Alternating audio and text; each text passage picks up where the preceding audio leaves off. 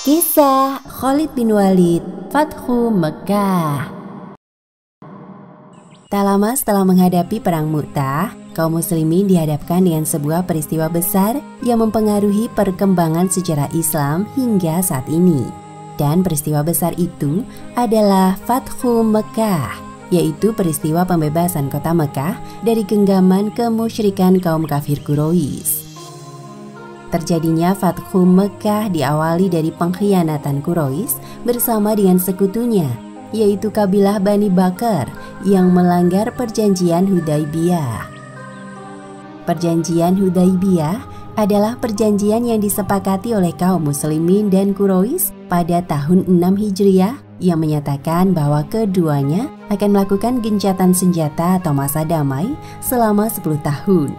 Namun belum genap 2 tahun dari perjanjian itu, Naufal bin Muawiyah Adaili dari kabilah Bani Bakr dan dibantu orang-orang Quraisy melakukan penyerangan ke pemukiman kabilah Bani Khuza'ah yang terletak di Al-Watir, yaitu suatu sumber mata air yang tak jauh dari Mekkah. Bani Khuza'ah adalah sekutu kaum muslim.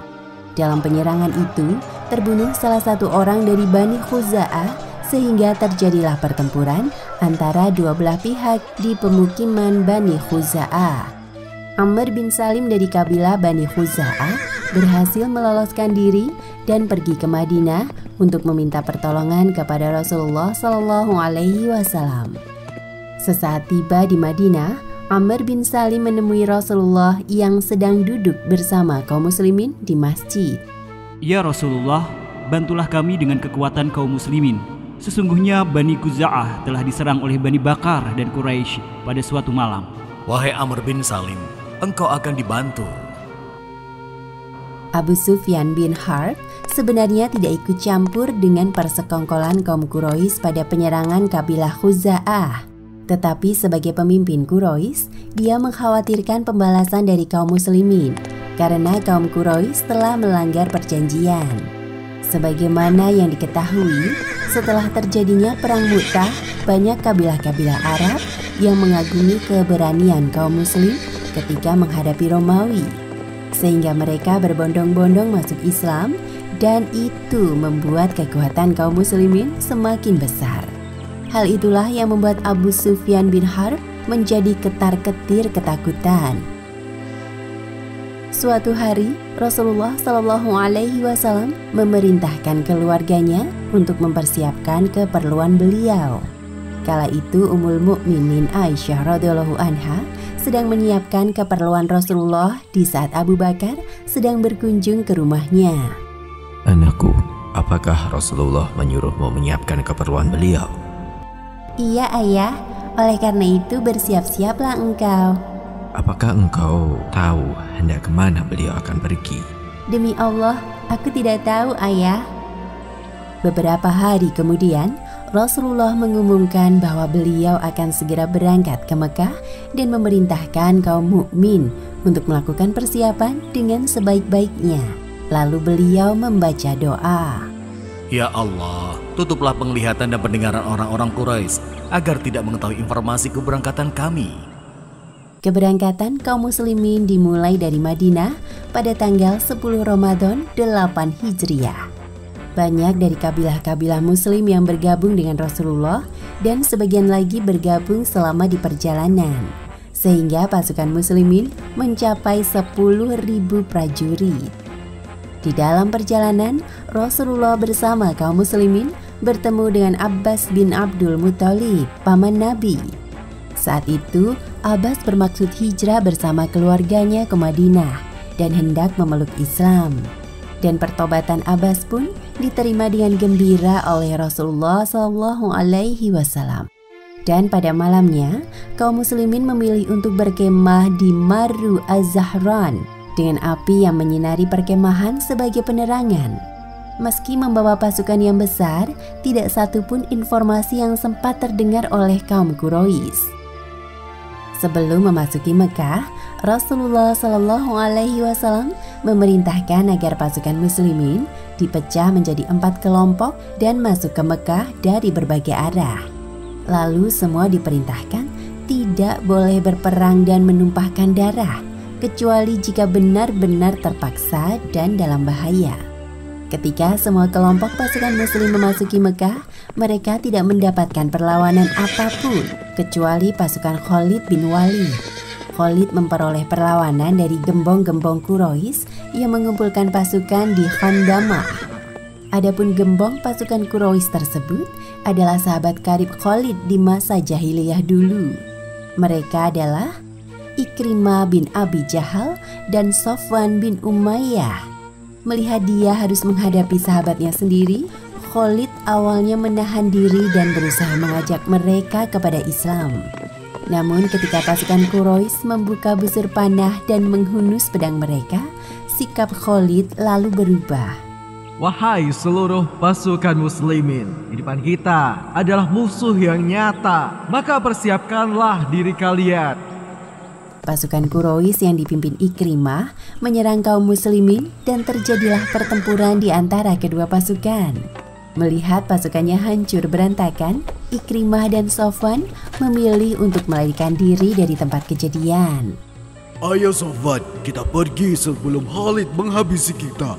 Celakalah kita yang memulai pertempuran ini, tapi kita pula yang kabur seperti tikus-tikus pengecut.